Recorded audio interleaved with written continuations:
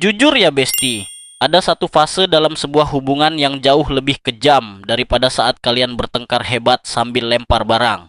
Bukan saat kata-kata kasar dilontarkan, bukan saat dia marah-marah, melainkan saat pasanganmu berubah diam-diam. Dia masih ada di sampingmu secara fisik, dia masih menyebut namamu, dia masih tersenyum. Namun jiwanya sudah berkemas, kopernya sudah disiapkan di depan pintu hati. Dan yang lebih menyakitkan dari perpisahan itu sendiri adalah alasannya. Bukan karena dia ingin pergi untuk menyendiri, tetapi karena dia ingin pergi dengan aman.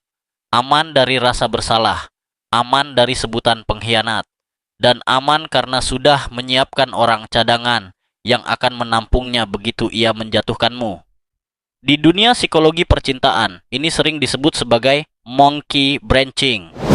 Sebelum kita bedah satu persatu gelagat manipulatif ini, kalau kamu merasa butuh teman yang bisa memvalidasi perasaanmu tanpa bilang kamu baperan, kalau kamu butuh ruang aman untuk menjaga kewarasan di tengah hubungan yang membingungkan, tolong tekan tombol subscribe sekarang, nyalakan loncengnya, karena di channel Zona Waras ini, kita belajar membaca apa yang tidak terucap, kita belajar melindungi hati dengan logika. Dan tolong bagikan video ini ke temanmu yang sedang terjebak dalam hubungan yang rasanya hampa. Mari kita bantu dia melihat kenyataan seperti monyet yang tidak akan melepaskan dahan yang satu sebelum tangannya mencengkeram kuat dahan yang baru. Dan sayangnya, dahan yang lama itu adalah kamu. Di titik ini, pasanganmu tidak lagi jujur, tapi juga belum berani jahat secara terang-terangan. Dia pengecut, dia memilih menjadi manusia abu-abu. Terlihat setia di permukaan, tapi sebenarnya sedang menunggu waktu yang tepat untuk loncat. Akal sehatmu mulai berontak, nurani kecilmu berbisik keras. Dia berubah, ada yang nggak beres. Tapi logikamu menyangkal, tapi aku belum punya bukti. Dia masih baik kok. Dan disitulah permainan mental dimulai. Permainan membuatmu ragu pada perasaanmu sendiri. Permainan yang membuatmu berpikir jangan-jangan aku yang gila. Jangan-jangan aku yang terlalu sensitif.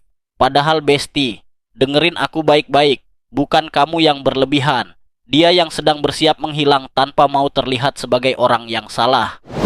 Maka di video kali ini, kita tidak akan membahas drama murahan. Kita akan membedah gelagat-gelagat sunyi. Tanda-tanda halus namun mematikan yang biasanya muncul saat seseorang ingin berpisah, tapi sudah punya tempat jatuh yang baru. Jika hatimu terasa tidak tenang akhir-akhir ini, jika tidurmu tidak nyenyak karena perasaan was-was yang nggak jelas, mungkin bukan karena kamu lemah, melainkan karena kebenaran sedang mengetuk pelan pintu hatimu dan meminta diakui. Oke, siapkan hatimu. Kita akan masuk ke pembahasan yang mungkin akan sedikit menyakitkan tapi sangat membebaskan. Simak sampai habis. Poin 1. Perhatian berkurang, tapi alasannya selalu terlihat masuk akal. Salah satu gelagat paling klasik, paling sering terjadi, dan paling sering dibelah oleh korban adalah ini.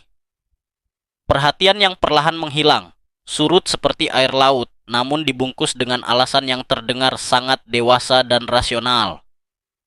Dulu dia selalu tanya kamu udah makan belum? Dulu dia selalu antusias dengerin cerita kamu soal kucing di jalanan, sekarang hening. Dan ketika kamu tanya kenapa, jawabannya selalu rapi. Bukan karena tidak peduli katanya, tapi karena lagi capek kerja. Bukan karena menjauh katanya, tapi karena lagi fokus ke diri sendiri. Bukan karena ada orang lain katanya, tapi karena lagi pengin tenang aja. Dan disinilah sindiran hidupnya. Orang yang ingin pergi selalu pintar mencari alasan yang tidak bisa kamu bantah. Kenapa nggak bisa dibantah? Karena secara logika alasannya benar. Manusia memang bisa lelah. Itu fakta. Manusia memang butuh ruang sendiri atau me time. Itu wajar. Manusia memang punya masalah pribadi di kantor atau keluarga. Itu valid. Jadi masalahnya di mana? Masalahnya bukan pada alasannya. Masalahnya ada pada polanya. Coba perhatikan lebih jeli. Perhatiannya tidak hilang ke semua arah. Perhatiannya hanya hilang kepadamu. Dia bilang capek kerja. Tapi kamu lihat dia masih bisa tertawa lama saat main game dengan teman-temannya. Dia bilang lagi, pengen tenang dan gak mau diganggu. Tapi dia aktif membalas komentar di media sosial orang lain dengan antusias. Dia bilang lagi, gak mood ngobrol. tapi jempolnya menari lincah di atas layar ponsel sambil senyum-senyum sendiri. Dia masih punya energi, tapi bukan buat kamu. Energi itu sudah dialihkan, sudah diinvestasikan ke tempat baru. Namun saat giliran kamu yang chat, balasannya pendek, dingin, sering terlambat, dan terasa seperti robot. Ya? Oke, nggak apa-apa, singkat, padat, menyakitkan, akal sehatmu berteriak kalau memang lelah. Kenapa hanya aku yang tidak kebagian sisa energinya? Kenapa orang lain masih dapat versi dia yang menyenangkan, sedangkan aku cuma dapat ampasnya? Namun nuranimu sering kamu paksa diam. Kenapa? Karena kamu takut. Kamu takut terlihat menuntut. Kamu takut disebut posesif. Kamu takut dianggap tidak pengertian. Kamu takut kalau kamu protes, dia bakal makin menjauh dan bilang kamu nggak support dia. Disinilah orang yang sudah punya pasangan cadangan bermain sangat rapi. Ini strategi perang sunyi. Dia mengurangi investasi emosi di hubungan lama tanpa memutuskan secara resmi. Ini namanya quiet quitting dalam hubungan. Dia menarik diri perlahan, mencabut akar cintanya satu persatu, sambil memindahkan perhatian ke tempat baru yang memberinya rasa hidup kembali. Dan yang paling menyakitkan adalah reaksinya saat kamu konfrontasi. Saat kamu memberanikan diri bertanya, "Kok kamu berubah sih?" Dia tidak marah, dia tidak meledak, dia justru terlihat tenang dan sangat rasional. Dia akan bilang dengan nada datar, "Kamu kok mikirnya gitu sih? Aku kan kerja buat masa depan kita juga. Kamu harusnya ngerti dong." Seolah-olah kamulah yang sedang berlebihan. Seolah-olah kamulah yang childish. Padahal kebenarannya sederhana, besti. Orang yang masih mencintaimu mungkin lelah, itu wajar. Tapi ia tidak akan membuatmu merasa sendirian dalam kelelahannya. Dia mungkin sibuk, tapi dia akan menyempatkan waktu 1 menit untuk bilang, "Sayang, aku sibuk banget hari ini. Nanti malam aku telepon ya." Dia tidak akan membiarkan jarak tumbuh tanpa penjelasan yang jujur. Ketika perhatian menghilang dan nurani kecilmu terus merasa ada yang tidak beres, itu bukan prasangka buruk. Itu adalah insting bertahan hidup yang sedang memberi peringatan bahaya. Alarm kebakaran di hatimu sedang bunyi. Jangan dimatikan. Dan ingat baik-baik, perhatian yang ditarik perlahan seringkali bukan tanda ingin memperbaiki diri, melainkan tanda sedang menyiapkan jalan keluar. Poin 2. Kamu mulai terlihat salah, padahal kamu hanya merasa ada yang berubah. Gelagat berikutnya jauh lebih licik dan mematikan mental, karena ini tidak menyerangmu secara langsung, melainkan menggeser posisi moral dalam hubungan di fase ini. Pasanganmu tidak lagi fokus pada apa yang ia lakukan, melainkan fokus pada bagaimana perasaanmu dianggap sebagai sumber masalah. Ini adalah teknik manipulasi klasik yang disebut gaslighting. Saat kamu bertanya dengan lembut, "Kenapa akhir-akhir ini kamu dingin banget ya? Aku ada salah apa?" Jawabannya bukan klarifikasi. Jawabannya bukan penjelasan, melainkan tuduhan halus yang memojokkan kamu. Dia akan bilang, "Kamu tuh terlalu curigaan ya. Kamu tuh terlalu sensitif deh lagi dapet ya. Kamu kebanyakan mikir drama terus. Perhatikan baik-baik dinamikanya. Kamu tidak sedang menuduh dia selingkuh. Kamu tidak sedang menekan dia. Kamu hanya sedang mencari kejelasan atas perubahan yang nyata kamu rasakan. Namun entah bagaimana caranya, pembicaraan itu diputar balik dan selalu berakhir dengan kesimpulan yang sama. Kamu yang salah. Kamu yang error. Kamu yang bermasalah." Inilah seni paling rapi dari orang yang ingin pergi tapi tak mau dicap jahat.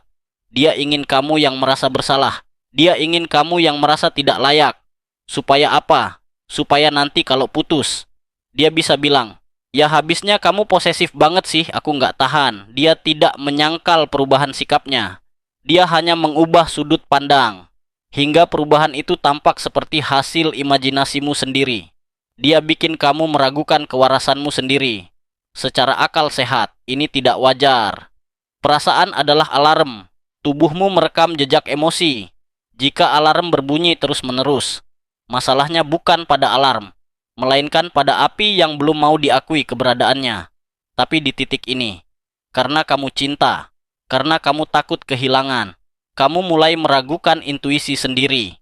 Kamu mulai berpikir, Mungkin aku memang berlebihan ya. Mungkin aku terlalu menuntut. Kasihan dia udah capek. Aku harus belajar lebih sabar.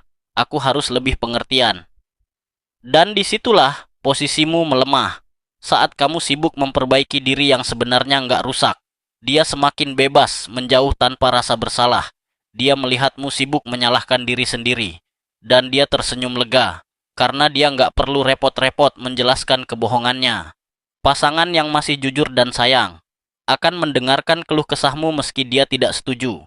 Dia akan menjelaskan, bukan membuatmu merasa gila karena bertanya. Dia akan memelukmu dan bilang, maaf ya kalau aku bikin kamu ngerasa gitu.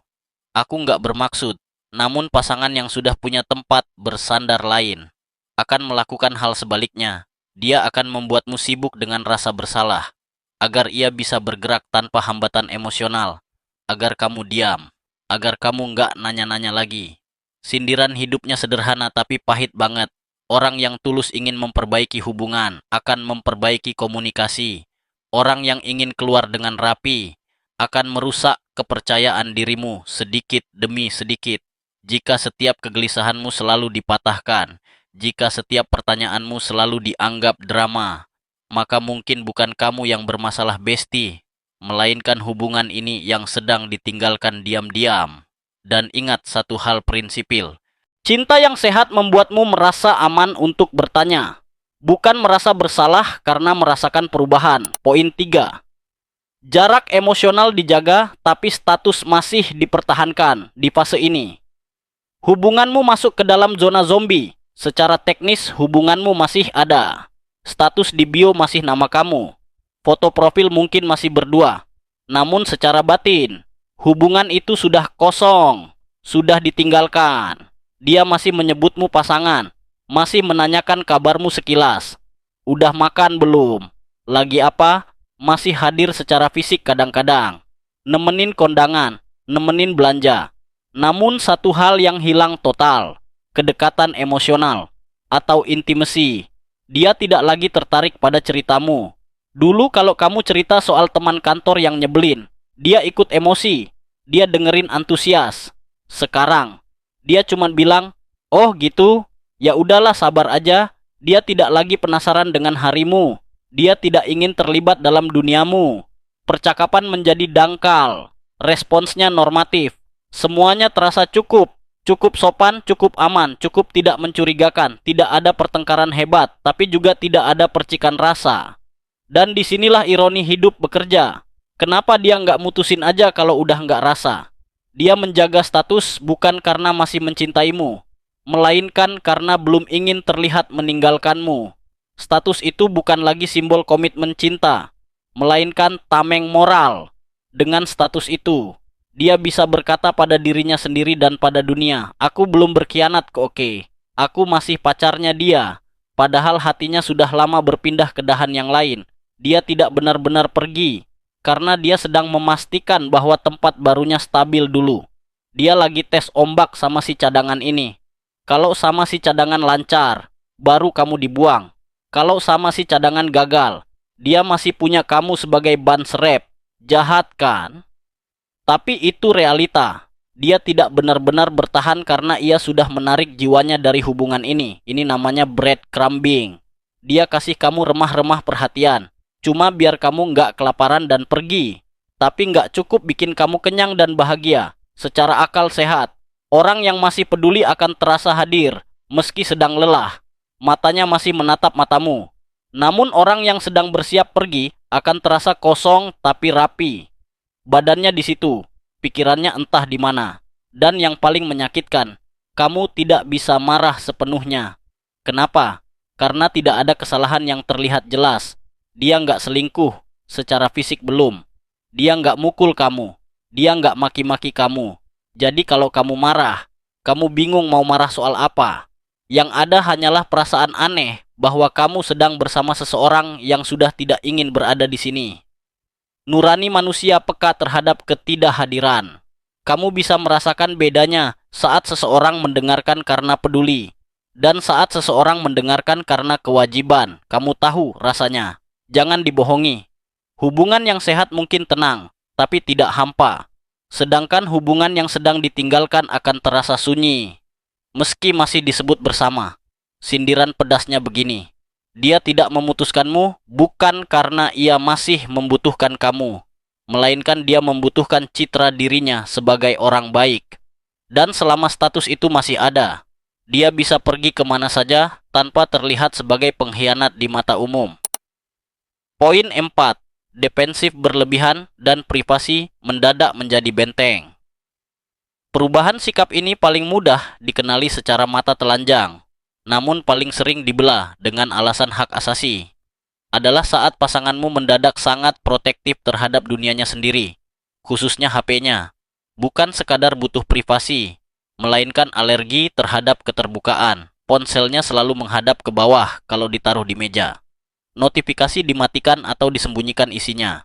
Kalau ada telepon masuk, dia menjauh atau di-reject dengan cepat. Password diganti tanpa alasan. Percakapan dipindahkan ke ruang yang tidak bisa kamu jangkau. Dan setiap kali kamu bertanya, pinjam HP dong, mau foto, atau siapa tuh yang telepon, responnya bukan penjelasan santai, melainkan pertahanan diri yang berlebihan dan agresif. Dia bakal bilang, aku berhak punya privasi dong. Kamu nggak percaya sama aku ya? Kok kamu jadi posesif banget sih akhir-akhir ini? Jangan kepo deh urusan aku. Perhatikan dengan jujur. Kamu tidak sedang menginterogasi kayak polisi. Kamu hanya merasa ada perubahan yang signifikan. Dulu HP geletak di mana aja oke. Sekarang kayak benda keramat, namun di fase ini. Segala bentuk pertanyaan dianggap ancaman. Segala rasa ingin tahu dianggap pelanggaran hukum. Secara akal sehat, privasi dan keterbukaan bukan musuh. Dalam hubungan yang sehat, privasi menjaga ruang pribadi, misal chat sama ibu atau grup kantor. Tapi keterbukaan menjaga kepercayaan. Masalah muncul saat privasi digunakan sebagai tameng untuk menutupi jarak emosional dan kebohongan. Pasangan yang jujur akan berkata, sayang aku lagi chat sama teman kantor nih, ada masalah proyek, sebentar ya. Jelas, aman. Pasangan yang sudah menyiapkan pengganti akan berkata, pokoknya jangan ikut campur, galak, mencurigakan. Dan disinilah sindiran hidupnya terasa pahit. Orang yang masih bersamamu tidak takut dipahami, tidak takut dilihat. Orang yang sudah membagi hatinya ke tempat lain takut jika terlalu banyak yang kamu tahu. Sikap defensif ini bukan muncul karena kamu berubah jadi kepo, melainkan karena ia sedang menjaga dua dunia sekaligus. Satu dunia untukmu yang harus tetap terlihat aman dan utuh. Satu dunia lain, si cadangan, yang harus disembunyikan mati-matian agar rencana perpisahan berjalan mulus. Dan ironisnya, semakin kamu diam demi menjaga hubungan, semakin bebas ia menyusun jarak. Nurani manusia selalu menangkap keganjilan bukan dari bukti besar, melainkan dari ketidaksinkronan sikap. Mulutnya bilang cinta, tapi HP-nya dibalik. Mulutnya bilang percaya, tapi dia sembunyi-sembunyi. Jika kejujuran terasa semakin sulit, jika keterbukaan dianggap ancaman, maka hubungan ini bukan sedang dilindungi, melainkan sedang disiapkan untuk ditinggalkan. Poin 5. Mendadak lebih baik, lebih sabar, dan terlihat dewasa. Inilah gelagat yang paling berbahaya, karena paling sering disalahartikan sebagai tanda perbaikan atau tobat, padahal seringkali justru tanda perpisahan yang sudah matang. Ini namanya emotional check out. Pasanganmu yang sebelumnya dingin, atau yang sebelumnya suka ngomel, suka protes, suka ngajak ribut, tiba-tiba menjadi lebih sopan, lebih sabar, lebih jarang bertengkar. Dia tidak lagi memperdebatkan hal-hal kecil.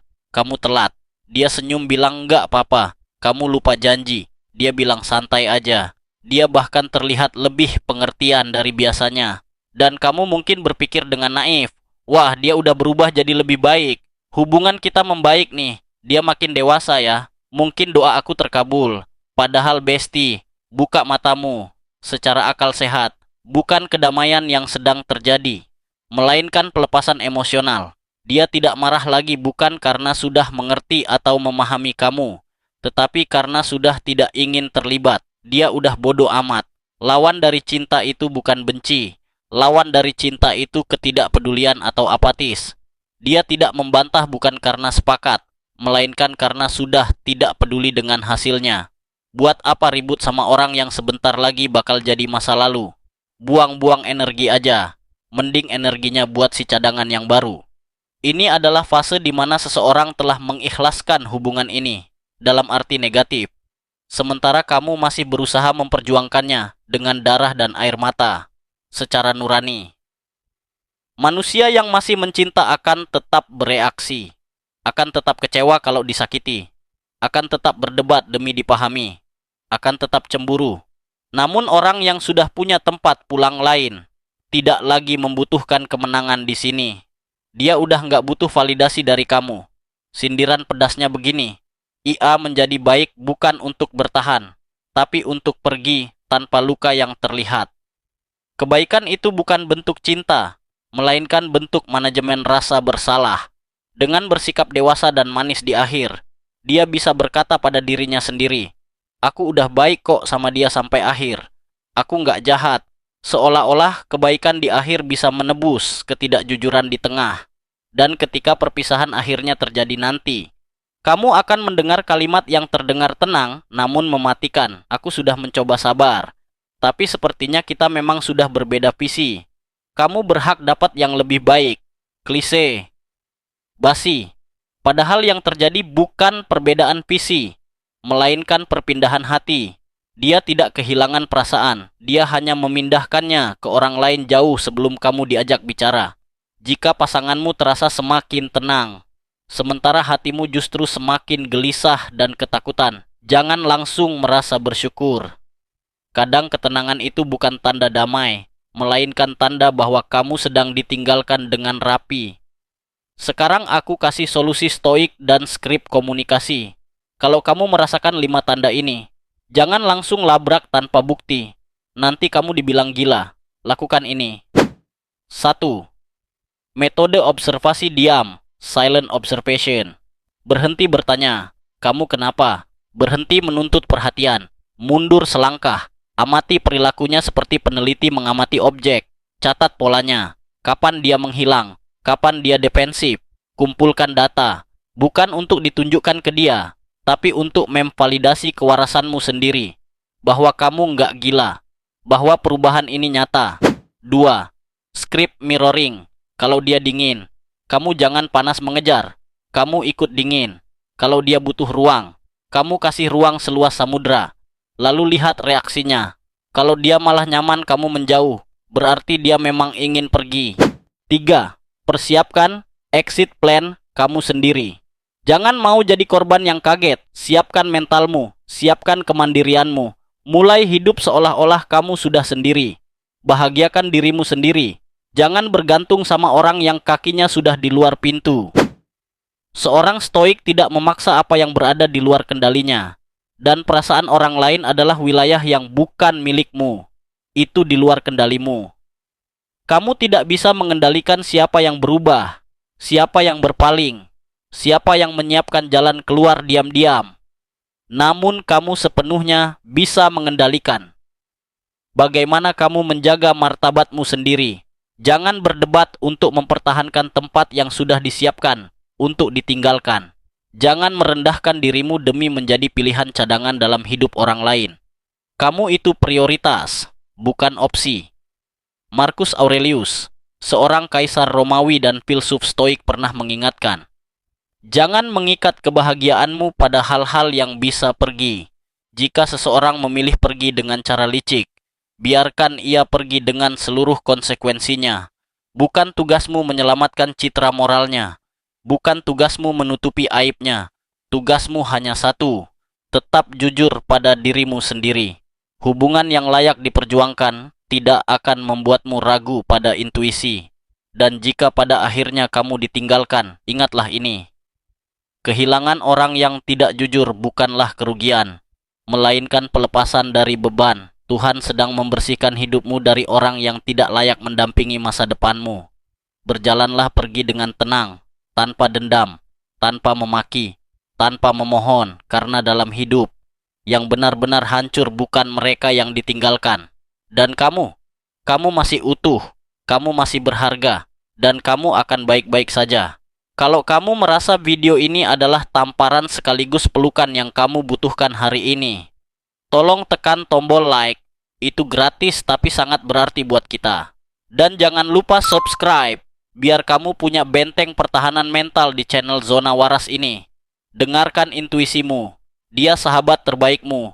Mari kita saling jaga, mari kita saling menguatkan. Jaga akal, sehat, jaga hati, dan tetap waras. Sampai jumpa, Besti.